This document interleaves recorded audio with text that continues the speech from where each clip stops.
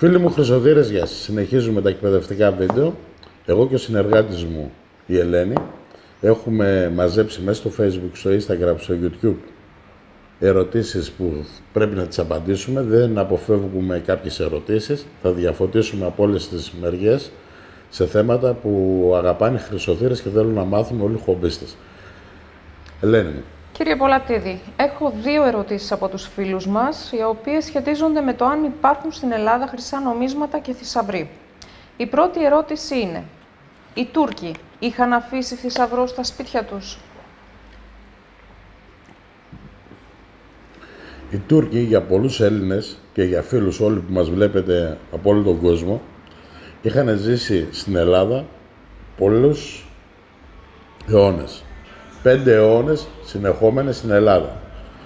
Αυτοί οι άνθρωποι ερωτευτήκανε, ζήσανε, παντρευτήκανε, πεθάνανε εδώ.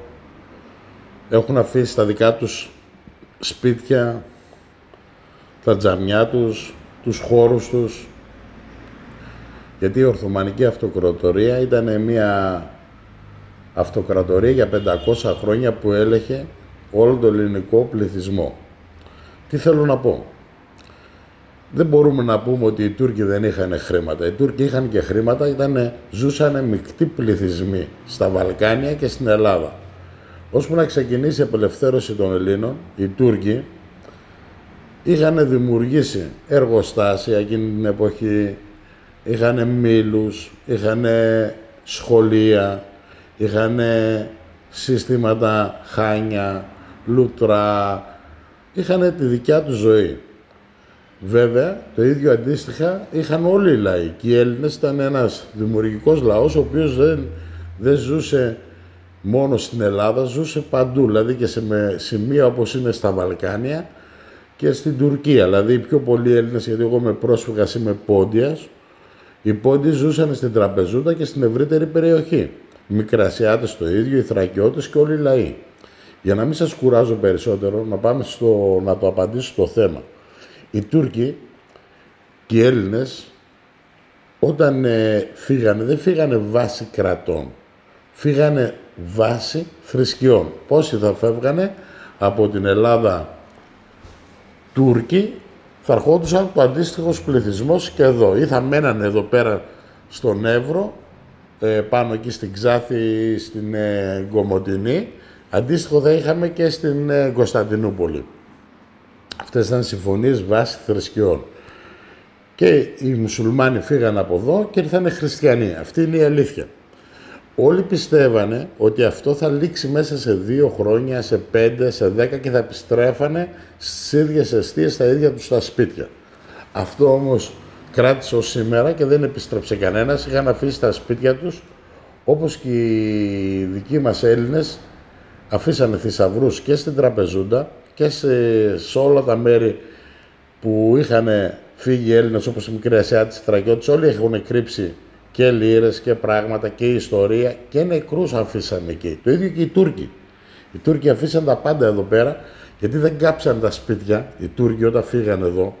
Εμείς ζούμε σε ένα προσφυγικό χωριό που είναι όλοι πόντιοι αυτή τη στιγμή. Το χωριό μου είναι η Παναγίτσα, δεν έχω κρυφτεί να πω ότι είμαι από ένα χωριό. Ποτέ δεν το παίξα ότι είμαι ένας πρωτευουσιάνος. Ένας χωριάτης είμαι. Και ένα πολύ όμορφο χωριό που ζει κάτω από το Βόρα στο Καϊμάξαλαν.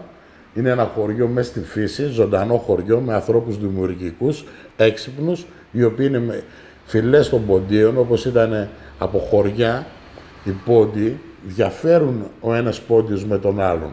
Δηλαδή, εμείς επειδή ήμασταν στην Άτρα, εκεί ήταν δηλαδή Τραπεζούντα, στην Άτρα ήταν Ατρενέτες, Μοναστηρέτες, Γαργαέτες, όλοι αυτοί ζούσαν αρμονικά. Αργυρούπολη ήταν σε ένα σημείο, όπως είναι τώρα παράδειγμα, σε ένα σημείο της Κίδρας, που έχει άλλα χωριά ή της Αρδέας, στην ευρύτερη περιοχή και αυτοί, επειδή ήταν μεταξύ φίλων, μετακομίσαμε σε ένα χωριό, οι οποίοι ζούσαν καθαρά μόνο Τούρκοι. Στα άλλα χωριά ήταν μεικτοί πληθυσμοί. Τι θέλω να πω. Αυτό το χωριό, εγώ έχω πολλές παραστάσεις από τα παλιά τα σπίτια που υπήρχαν στο χωριό μας. Υπήρχαν σπίτια τα οποία είχαν μπαλκόνια ξύλινα. Ήτανε πέτρινα και οι Τούρκοι άμα θέλανε να μην ξαναγυρίσουν και να τα μισούσαν, τα δίνανε φωτιά. Ενώ δεν έχει γίνει αυτό ποτέ σε κανένα σπίτι. Δεν τα κάψαν, αφήσαν τα τζαμιά τους, τα σπίτια τους και τα κλειδιά πάνω στις πόρτες. Ούτε τα κλειδώσαν τα σπίτια. Γιατί ξέραν ότι θα μπουν κάποιοι Έλληνες για λίγο καιρό να φιλοξενηθούν πρόσφυγες. Το αντίστοιχο και οι Έλληνες που αφήσαμε τα σπίτια μας στην Τουρκία. Και ό,τι υπήρχαν μέσα σε αυτά τα σπίτια έχουν μείνει εκεί. Δηλαδή, κάτσε να το πω λίγο καλά, να το διαφωτίσω σωστά. Εγώ σαν Μπολατίδης, τώρα αν έχω 100 κιλά χρυσό, επειδή δεν ήξερα πού θα πάω, παράδειγμα φέρνω τον εαυτό μου για να το καταλάβετε εσείς όλοι. Θα έπαιρνα μαζί μου 20 κιλά χρυσό ή 10, γιατί πάω στο άγνωστο. Τα άλλα τα 80 κιλά που θα τα άκρυβα, καλύτερη κρυψώνα είναι το οικόπεδό μου και το σπίτι μου. Θα τα άκρυβα σε 3-4 σημεία, μέσα στο ίδιο μου το σπίτι που το ήξερα καλά, γιατί το χτίσε ή ο πατέρας μου ή ο παππούς μου ή εγώ. Οπότε θα είχα φτιάξει τους δικούς μου κρύφτες με δικό μου τρόπο για να μην μπορούν να τα βρούνε οι καινούργιοι διοκτήτες που θα μπαίνανε με την πρώτη καλημέρα τσα, δεν θα τα άφηνα πάνω στο τραπέζι τις λίρες, να τους αποδεχτούμε με λίρες. Καταλάβατε τι θέλω να πω. Μεταφορικά μιλάω, διαπεραστικά στα μάτια σας. Προσπαθώ να σας βγάλω ψυχική γαλήνη και εσωτερικό κόσμο το δικό μου με καλύτερο τρόπο για να καταλάβετε μέσα στο μυαλό μου αυτή τη στιγμή τι θέλω να μεταφέρω με εσάς. Μεταφέρω μία τρομερή ενέργεια εγκεφαλική, η οποία θα σας βοηθήσει να σκεφτείτε πιο ανθρώπινα. Σε όλα τα σπίτια αυτά δεν πάνε να πει ότι είχε λίρες. Ήταν οι πλούσιοι Τούρκοι που θα είχαν λίρες. Δηλαδή ποιοι? Αυτός που ήταν ένας Χότσας, αυτός που ήταν ένας Μιλωνάς, αυτός που είχε ένα χάνι, αυτός που ήταν ένας έφορος, αυτός που ήταν ένας κτηνοτρόφος. Οι κτηνοτρόφοι είχαν τα λεφτά. Οι πιο πλούσιοι άνθρωποι ήταν αυτοί που είχαν ζώα.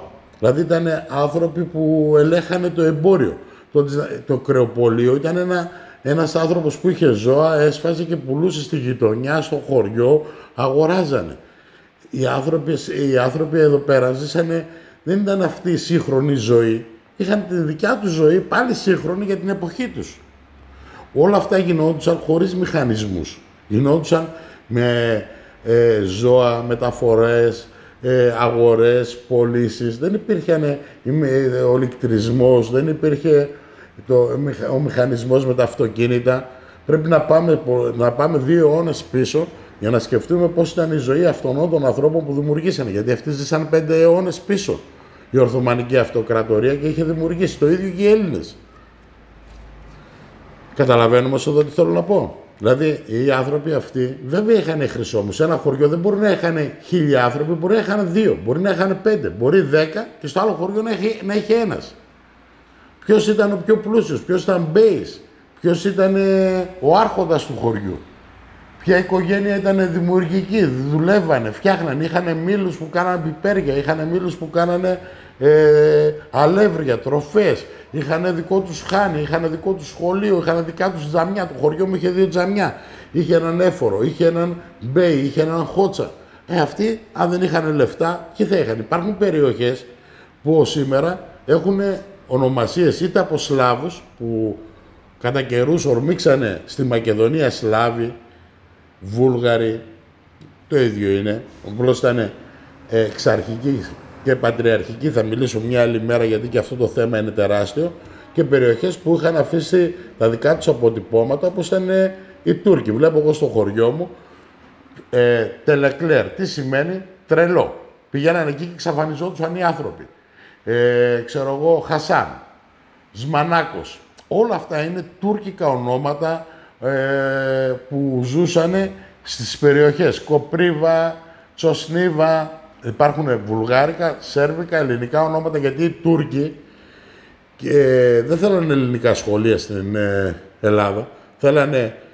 Τους βόλευαν πολύ οι Βούλγαροι, βουλγάρικα σχολεία, και αν ξέρανε οι ντόπιοι γιατί μάθαν βουλγάρικα θα είχαν στεναχωρηθεί πάρα πολύ. Η μάνα μου είναι βλάχα. Αυτή πήγαινε σε ρουμάνικο σχολείο, όπως και η γιαγιά μου. Απλώς κρύβονται και δεν λένε την αλήθεια. Όμως μεταξύ, αν πάνε να ρωτήσουν τους γονείς τους, θα τους πούνε την αλήθεια. Όπως τώρα η Ελλάδα δεν κυβερνείται από Έλληνες, κυβερνείται από μεγάλες δυνάμεις. Ευρωπαϊκές δυνάμεις, ξένες δυνάμεις. Ό,τι λέει η Ευρώπη εκτελάει η Ελλάδα. Δεν μπόρεσαν οι Γερμανοί να την αποκτήσουν με τα όπλα, την αποκτήσανε με χρήματα. Με λίγα ευρώ που στέλνουν τους Έλληνες, τους πιάσανε εχμάλωτους.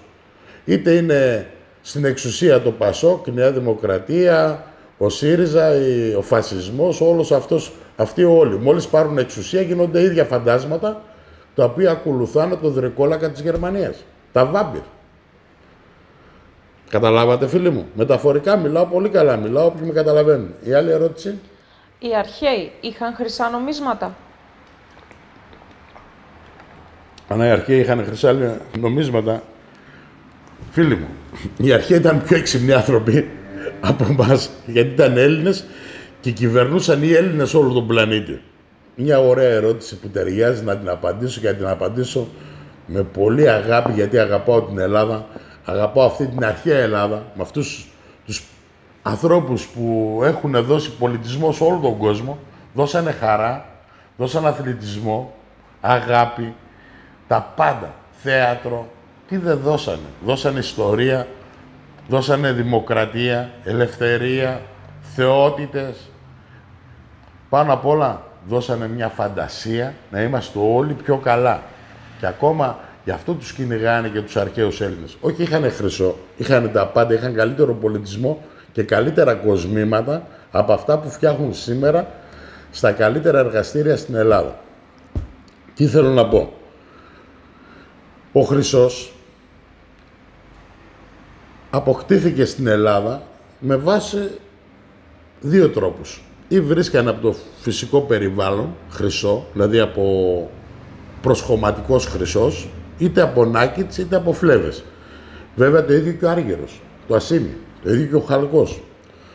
Τα πάντα είχαν ανακαλύψει οι αρχαίοι Έλληνες. Ήταν ένας λαός, όχι μόνο οι Έλληνες, και άλλοι πολιτισμοί που δεν ήταν οι Γερμανοί, που δεν ήταν οι Άγγλοι, αυτοί ήταν άγριες φυλές. Τώρα αυτοί οι μερικές φυλές από αυτόν, που τις αναφέρω έτσι, πάλι έχει ελληνικό αίμα εκεί πάνω.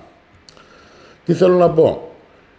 Τα νομίσματα που είχε αποκτήσει ο Μέγας Αλέξανδρος, που ήταν ένας μεγάλος στρατηλάτης και μένουμε σε αυτόν πιο νωρίς οι πρόγονείς του και αυτοί είχαν φτιάξει τα τετράδραχμα, τα χρυσά νομίσματα, αυτά που ήταν 30 γραμμάρια και ο Αλέξανδρος μέσα σε μια 10 χρόνια, σε μια εκστρατεία που ξεκίνησε 20 χρονών, πέθανε στα 33 του, είχε στείλει τόσα τάλαντα στην Ελλάδα, τόσο χρυσά νομίσματα, τόσο πολύ πολιτισμό που τον είχε πει ο Αριστοτέλης. Τι θέλεις, το λέει ο Αλέξανδρος, δάσκαλε, να κάνω για σένα, γιατί σε έχω 2 φορές σαν πατέρα μου.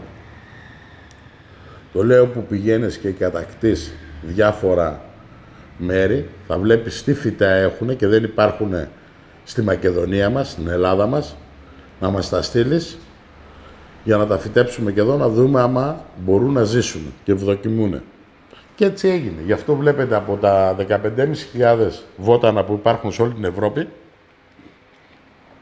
15.200 έχει η Ελλάδα. Ένα νούμερο που μερικοί δεν μπορούν να καταλάβουν γιατί έγινε ο Παράδεισος. Ο Παράδεισος έγινε από εκείνους τους ανθρώπους. Πάρα πολλά πράγματα, τα οποία είχαν μεγάλο πολιτισμό, όπως όλοι ορκίζονται στον Ιπποκράτη. Υπήρχαν 12 θεοί που μπορούσαν να μιλήσουν μεταξύ τους. Μου λένε είναι μυθολογία. Πιστεύανε αυτοί όμως αυτούς. Δηλαδή ο Αλέξανδρος σε ποιον πίστευε δηλαδή? Στον Αλλάχ. Ο Φίλιππος, ο πατέρας του πατέρα του Φιλίππου ο Αμύντας, η μάνα του Ευρυδίκη, γι' αυτό σας λέω, μας λένε πολλά ψέματα, αυτοί οι δίθεν αρχαιολόγοι, δίθεν απατεώνες, αρχαιοκάπηλοι και αλήτες. Και αντί να βγουν να πάνε να σκάψουν, να κάνουν ανασκαφές, καθίσανε στο ελληνικό κράτος και τους ταΐζει το ελληνικό κράτος με καλούς μισθούς και δεν πάνε να κάνουν ανασκαφές σωστές. Έχουν να κάνουν ανασκαφές πάρα πολλά χρόνια. Σκάβουνε και δεν βρίσκουν τίποτα. Ξέρετε γιατί? Γιατί δεν τους αφήνουν να σκάψουν στα σωστά σημεία. Τώρα τα αναφέρω όλα, γιατί θέλω να ζαλίσω λίγο για αυτούς εδώ, γιατί τους άφησα πολύ στην ησυχία τους. Γιατί 2 αδέλφια μαλώνουν για ένα σπίτι. Και θα μιλήσω, δεν την αποφύγω τη συζήτηση, Ελένη, για τα νομίσματα. Θα γυρίσω λίγο, γιατί κάνω λίγο σάτυρα και λίγο στην επικράτεια. Θέλω να είμαι ειλικρινής. Δεν μπορούν αυτοί να κοροϊδεύουν το κάθε νοικοκυριό της Ελλάδας. Και αυτή τη στιγμή κοροϊδεύουν πολλούς φίλους. Όταν πάνε να χτίσουμε ένα σπίτι, αν βρούμε αρχαία, μας σταματάνε. Εμείς έχουμε τα λεφτά, γι' αυτό χτίζουμε πόλη πάνω στην πόλη. Γιατί τα αρχαία δεν είναι από μία εποχή. Ξεκινάνε από την αρχαιότητα, φτάνουν στα ελληνικά χρόνια, μετά φεύγει στο Ρωμαϊκό, μετά πάει στο Βυζαντινό, στην Ορθωμανική Αυτοκρατορία και ως σήμερα. Τι θέλω να πω. Αφού έχω τα λεφτά, εγώ άμα βρω κάτι, κατευθείαν το σηκώνω το σπίτι. Γιατί άμα μπλέξουμε την αρχαιολογία, δεν έχουν το αντίστοιχο οικόπεδο να με το δώσουν, θα μας σταματήσουν με δικά σου έξοδα, σε μιλάνε έτσι. Τι είσαι αρχαιοκάπηλος είσαι, αφού έχω αυτό το οικόπεδο από τον πατέρα μου, είχα ένα παλιό σπίτι, το γκρέμισα, το χτίζω. Η πολιτεία γιατί δεν έχει αντίστοιχο οικόπεδο να με δώσει και να το κάνει αρχαιολογία. Δεν είναι μόνο οι αρχαιολόγοι ότι φταίνε, όλο το ελληνικό σύστημα φταίει, όλο αυτό το συνάφι, τεχνοκράτες, αυτό το μπουρδέλο μαζί είναι μέσα σε μια κατσαρόλα και βράζει και βγαίνει μια μαλακία. Πάμε όμως να μην συγχύζομαι πιο πολύ και λέω, γιατί δεν μιλάει ο Γιώργος, μιλάει ο Χρόνης. Ο Χρόνης ό,τι θέλει λέει. Ο Χρόνης όμως τα λέει καλά. Ο Γιώργος τα λέει λίγο εδώ γιατί δεν θέλει να τα κάνει όλα μπουρδέλο. Πάμε όμως στην ουσία. Αν δεν είχαν αυτοί χρυσά νομίσματα, θα είχαν αυτοί τσιγκάνοι εδώ. Αυτοί δεν έχουν λεφτά. Ευρωπαϊκά λεφτά του βαζώσαν. Και τα λεφτά που είχαμε, τους τα πήρανε. Και τους κάνανε τσιγκάνους. Να πάνε να ζητάνε συνέχεια λεφτά. Μια ζωή ζητάνε λεφτά. Μια ζωή ζητάνε λεφτά. Θα πάρουμε το τρίτο, το τέταρτο, το πέμπτο. Δεν πατάνε στα πόδια τους. Κατάλαβες. Να μου πεις πώς τα λες έτσι ρε Πολατίδη, από κάπου, γιατί έχεις δικό σου νόμισμα. Όχι, είμαστε στην Ευρώπη. Τι είσαι στην Ευρώπη, ο τσιγκάνος της Ευρώπης. Πας ζητάς συνέχεια, σου λένε δεν είσαι καλό παιδί, δεν είσαι αυτός, δεν είσαι εκείνος. Κάνω σάτυρα. Είμαστε μια γωνία της Ευρώπης, όποτε θέλουν μας βάζουν εκεί στο κέντρο, μας βλέπουν σαν ένα γλυκό το οποίο είναι χαλασμένο και σου λένε όλοι οι Έλληνες είναι χαλασμένοι. Αυτοί είναι χαλασμένοι, οι Ευρωπαίοι. Η Ελλάδα έχει τα πάντα, δεν τους χρειάζεται αυτούς. Αυτοί τι έχουν. Έχουν τα λεφτά και σε δίνουν, ναι. Και ποιος είπε ότι θέλουμε εμείς λεφτά ευρωπαϊκά. Αφού δεν έχουμε δύναμη να πατήσουμε μόνοι μας, μας κάνανε ό,τι είχε η γη στην Ελλάδα το καταστρέψανε. Δεν αφήσανε κάτι να είναι υγιής. Έχουν καταστρέψει όλα τα κομμάτια που είχαν υγεία και αφήσανε τους ασθενείς. Φτιάξανε μία Ελλάδα από τη μία μεριά ως την άλλη άκρη ένα πέραντο νοσοκομείο. Εσύ υποφέρεις από αυτό, εσύ υποφέρεις από αυτό, εσύ υποφέρεις από αυτό, εσύ υποφέρεις από αυτό. Και τι γίναμε, μια κολοκοινωνία χωρίς να υπάρχει ένα ελληνικό δυνατό γκρουπ που να πει τους Ευρωπαίους κάτι άλλο. Εγώ δεν είμαι κατά της Ευρώπης, είμαι εναντίον των Ελλήνων που κάνουν το ζητιάνο στην Ευρώπη. Το θέλω μου να κάνει να θέλω θέλει. Το καταλάβατε. Αυτοί όλες οι κολοτρυπίδες εδώ πρέπει να καταλάβουν ότι η Ελλάδα δεν είναι η ζητιάνη της Ευρώπης. Η Ελλάδα έχει πολιτισμό, έχει ιστορία, έχει θάλασσα, έχει γαλήνη και πάνω απ' όλο έχει έξυπνους ανθρώπους. Μα γίναμε τεμπέληδες. Γιατί γίναμε τεμπέληδες, γιατί γίναμε άνεργοι. Αφού μας δίνουν ταμείο ανεργίας, να μην πάμε να δουλέψουμε. Με 550 ευρώ ποιος μπορεί να ζήσει. Αυτό το παιδί για να το σπουδάσει ο πατέρας του και η μάνα του έχει ξοδέψει πάνω από 200.000 ευρώ και 150.000 ευρώ. Έχει ματώσει, έχουν καθαρίσει, έχουν εκλάψει να φτιάξουν ένα παιδί να είναι σωστό στην κοινωνία. Και τι το κάνανε, μια δασκάλα. Ποιος είπε ότι θέλουμε δασκάλες. Ποιος είπε ότι θέλουμε φιλόλογους. Ποιος θέλει γυμναστές. Και γι' αυτό τώρα μαλώνονται και τσακίζονται να γίνουν ρουφιάνοι στο ελληνικό κράτος. Να γίνουν αστυνομικοί και στρατιωτικοί. Γιατί εκεί μέσα θα ζήσουν. Αυτά τα μαμούχαλα πάνε εκεί για να ζήσουν. Δεν πάνε γιατί το γουστάρουν την αστυνομία. Δεν πάνε γιατί γουστάρουν το στρατό. Πάνε για να βρουν αύριο κατευθείαν μισθό όμως. Δεν τα λένε αυτά. Κατάλαβες. Δεν μιλάνε έτσι. Σου λέει ρε Πολατίδη δεν τα λες καλά. Μια χαρά τα λέω ρε ηλίθι. Γιατί πάνε στο στρατό, γιατί γουστάρουν να είναι μια ζωή με τη στολή και να τους λέει ο άλλος κάνε αυτό, κάνε εκείνο, κάνε εκείνο. Οι αστυνομικοί αυτοί, ό,τι τους λέει ο διοικητής, ένας ηλίθιος εκεί, με έβαλε εμένα να με γράψει για μάσκα. Πού σου κο πρόσκυλο του κεράτα βρωμιάρη άντρα. Καταλάβατε, γιατί τα έχω βάλει με όλη την κοινωνία, γιατί η κοινωνία είμαστε εμείς. Εγώ, εσύ και οι άλλοι. Φίλοι μου χρυσοδύρες. Και όσο και αν υπάρχουν χρυσά νομίσματα αρχαία, υπάρχουν πάρα πολλά, σας το λέω εγώ σαν Πολατίδης. Και νομίσματα υπάρχουν κρυμμένα στη γη, χαμένα είναι και από τα ρωμαϊκά χρόνια και από τα αρχαία ελληνικά χρόνια και από το Βυζάντιο και οι Εβραίοι και όλοι κρύψανε. Και όλα είναι χαμένα. Όποιος θα είναι ο τυχερός να τα αποκτήσει, καλοφάγοντα να είναι, να φτιάξει και 2 θέσεις εργασίας, να κάνει και κάνα εργοστάσιο. Γιατί αυτός που βρίσκει λίρες πραγματικά κάνει καλύτερη ζωή.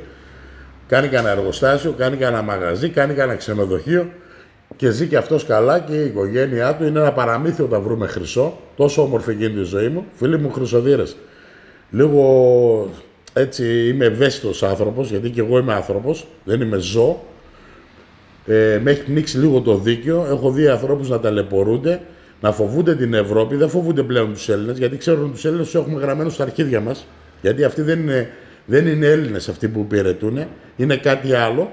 Όταν μπουν εκεί φοράνε το ίδιο κουδούνι, απλώς κρύβονται στις τουαλέτες, κρύβονται εκεί και ό,τι τους πούνε ψηφίζουν. Και επειδή ψηφίζουν σαν ηλίθιοι, υποφέρει η Ελλάδα από τους ηλίθιους. Γιατί και άλλοι να βγουν και εκείνοι το ίδιο είναι. Γιατί η ίδια κατσαρόλα απλώς αλλάζει λίγο το πιπέρι, μπαίνει πιο πολύ κολοκυθάκι και καμιά φορά μπαίνει λίγο καρότο. Καταλάβατε. Οπότε εσείς κοιτάξτε έξω να κάνετε δουλειές σαν ελεύθεροι επαγγελματίες, πάρτε τη ζωή σας, να αρχίσουμε να κατασκευάζουμε, να φτιάχνουμε, να δημιουργούμε νέες ιδέες, νέες μεγάλες επιτυχίες να έχουμε, να μην φοβόμαστε, να τολμήσουμε και η ζωή μας θα γίνει καλύτερα. Όσο για τους φίλους τους χρυσοδύρες, αν θέλουν να αγοράσουν ένα σοβαρό μηχάνημα και καλό μηχάνημα, το οποίο να κάνει τη ζωή τους διαφορετική, να πάρουν αυτό το EBAT που είναι το καλύτερο μηχάνημα παγκοσμίως, αυτό που σας λέει ο Πολατίδης, που τα βάζει με όλους αυτούς τους καθηγητές τους ηλίθιους που θα φτιάξουν καλά μηχανήματα, που σας τρώνε 10.000 ευρώ, 20.000 ευρώ. Κάποια μαγαζιά που φτιάχνουν μηχανήματα που βρίσκουν εκείνο, που βρίσκουν εκείνο, μην τους ακούτε αυτούς.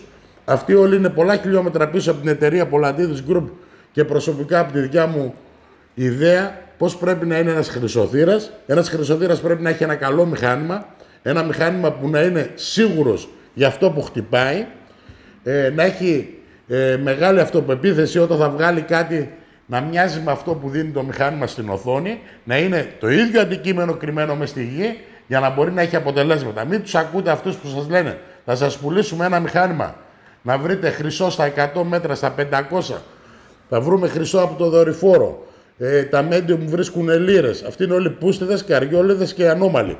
Φύγετε από τους ανώμαλους, ελάτε σε ανθρώπους που έχουν λογική, που έχουν τεχνολογία, τεχνοδοσία, που έχουν αφιερώσει όλη τη ζωή τους πάνω στους ανεγνευτές μετάλλων. Με την ψυχή τους, με την καρδιά τους. Βλέπετε, δεν βγαίνω έξω να κάνω ένα βιντεάκι όπως κάνω αυτά τα μαϊμούνια, ότι χτύπησα ένα καρφί, 5 σίδερα, 2 καρφιά. Εγώ στέλνω μηνύματα, θέλω να ξυπνήσω τον ελληνικό λαό, τους χομπίστες χρυσοδύρες, να τους κάνω καλύτερους. Γιατί μέσα από αυτούς και εγώ βγάζω ένα κομμάτι ζωής, βγάζω και χρήματα και θέλω να τους αντιπροσωπεύω με όλη την ψυχή μου και με όλη την καρδιά μου, γιατί είμαστε ένα συνάφι.